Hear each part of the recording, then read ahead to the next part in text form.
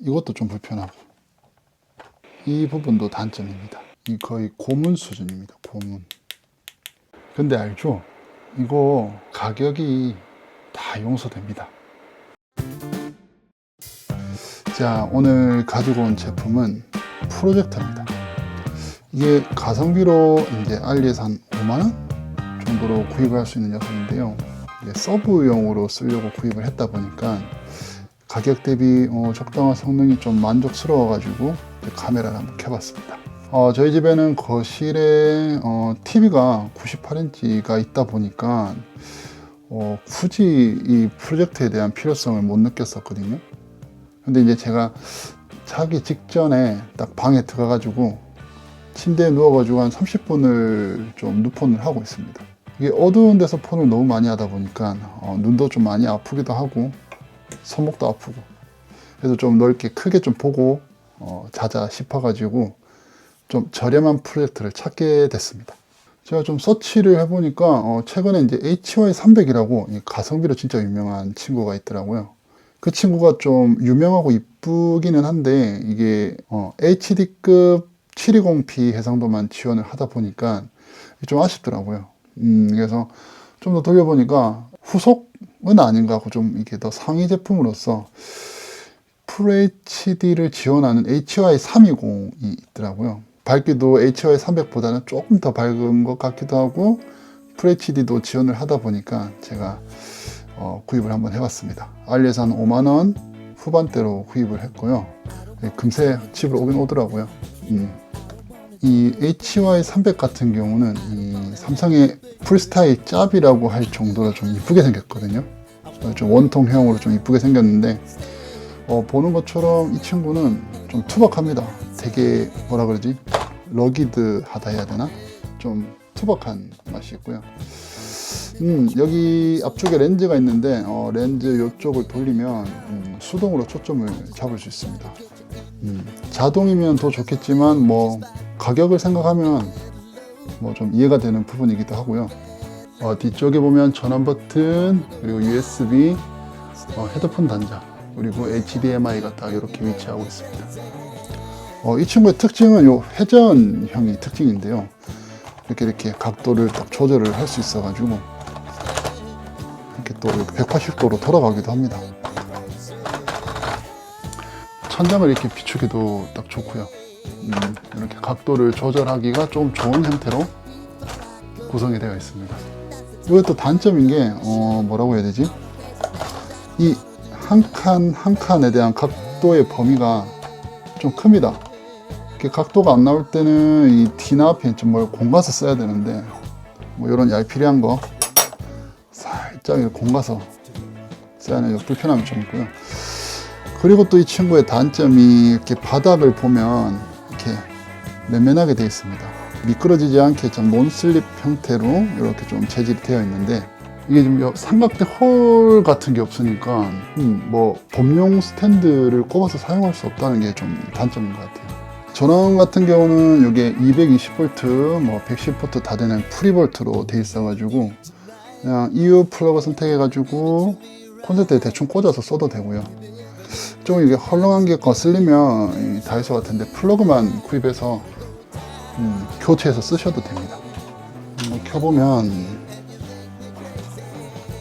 자, 전원은 좀 빠르게 들어오는 편이고요. 부팅 시간은 생각보다 좀 긴 편이고 여기는 또 안드로이드 OS가 들어가 있습니다.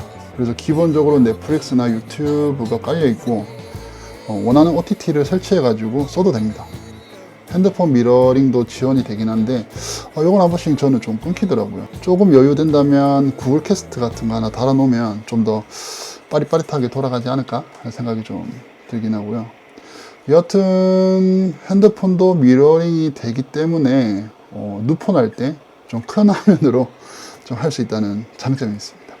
뭐 당연하겠지만 뭐 와이파이, 블루투스 다 지원돼 가지고 전원만 연결해도 뭐 따로 뭐 HDMI를 연결할 필요 없이 웬만한 건 다 쓸 수 있고요. 이게 AP가 뭐가 들어가는지 모르겠지만 속도가 좀 많이 느려서 조금 불편합니다. 뭐 그냥 저냥 쓸만하다 정도의 속도인 것 같아요.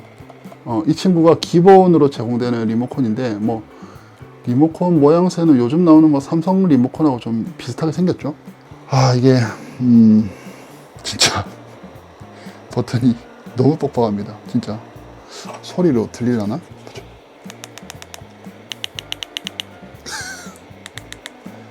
느껴지나요? 아, 안 그래도 이 핸드폰을 많이 해가지고 손가락이 안 좋은데 요거를 막 눌러가면서 막 쓰려니까 너무 힘들더라고요. 특히 이게 텍스트 검색할 때 진짜 힘듭니다. 그래서 저는 집에 키보드, 블루투스 키보드, 이렇게 터치패드 되는 블루투스 키보드가 있어가지고 뭐 활용해서 쓰고 있긴 한데 불편한 게 사실이긴 하죠. 화면을 보면 이제 오토 키스톤이 되긴 됩니다. 근데 이게 수직으로만 오토 키스톤을 지원하고 수평은 지원하지 않거든요. 사실 프로젝트를 이렇게 정중앙에서 쏘기보다는 약간 이렇게 측면에서 쏘는 경우가 많잖아요. 맞죠? 어떻게 보면 좀 반쪽짜리 오토 키스톤이라고 보면 되고요. 그래서 저는 이제 마음 편하게 프로젝트를 좀 고정해 놓고 수동으로 키스톤 조절해서 쓰고 있습니다. 이렇게 초점을 이렇게 아무리 이렇게 잘 돌려도 주변부랑 이렇게 중앙이랑 좀 포커싱 차이가 좀 생깁니다. 핀이 살짝 나간 느낌? 주변부가. 처음에는 좀 신경 쓰긴 한데 이렇게 뭐 영화를 보거나 화면을 좀 보다 보면 또 크게 뭐 신경 쓰이지는 않더라고요.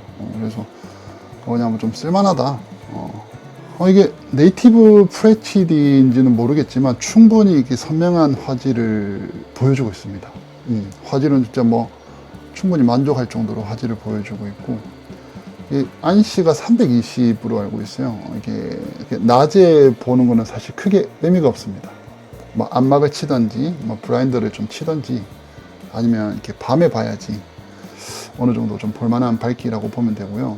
조금 어두운 방에서 보면 이 가격에 이 정도 밝기? 라는 생각이 좀 들 정도로 괜찮은 화면을 보여주긴 합니다. 그리고 이 친구한테 스피커가 기본적으로 달려 있거든요. 근데 이게 뭐 없다고 생각하는 게 마음 편합니다. 찾아보면 EV9하고 되게 비슷한 크기라고 하는데 존재감은 사실 개인적으로 아이오닉 9이 훨씬 더 확실할 것 같다는 생각이 듭니다. 그래서 저는 집에서 인테리어용으로 쓰던 마샬 스피커가 있습니다. 블루투스 보이나?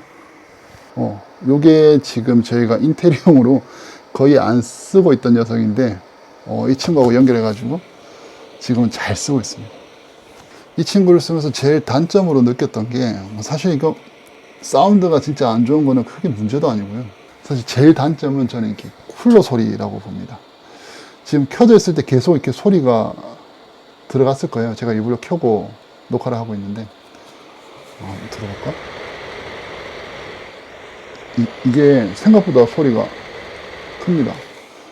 이런 미니 프로젝터 같은 경우는 사실 이렇게 좀 좁은 공간에서 많이 쓰는 경우가 많을 건데 이 부분은 좀 아쉬운 것 같아요. 그리고 뒤에 대고 있으면 생각보다 열도 많이 나옵니다. 발열이 좀 있는 것 같기도 하고 뭐 위아등등 이런 단점들이 있지만 사실 이 친구 가격이 깡패거든요. 그래서 저는 좀 만족하고 쓰고 있습니다. 이게 메인으로 쓸 프로젝트를 찾거나 뭐 낮에 사용하는 빈도가 높은 분들한테는 이거 좀 안 맞을 것 같고, 그런 분들은 좀 더 돈을 쓰셔가지고 뭐 레이저가 들어간 되게 비싼 좋은 프로젝트도 많이 있더라고요. 그런 거 사셔야 되고, 저처럼 이렇게 이런 프로젝트를 처음 구입을 하거나 가볍게 저녁 때 뭐 잠깐 쓰는 용도, 캠핑 같은 데 가서도 뭐 나쁘진 않을 것 같아요. 밤에 이렇게 쳐서 보기에는 나쁘지 않을 것 같아서 뭐 잠깐 서브용으로 사용하는 정도라면 가격이 깡패라고 저는 이 친구 충분히 만족하리라고 생각이 듭니다.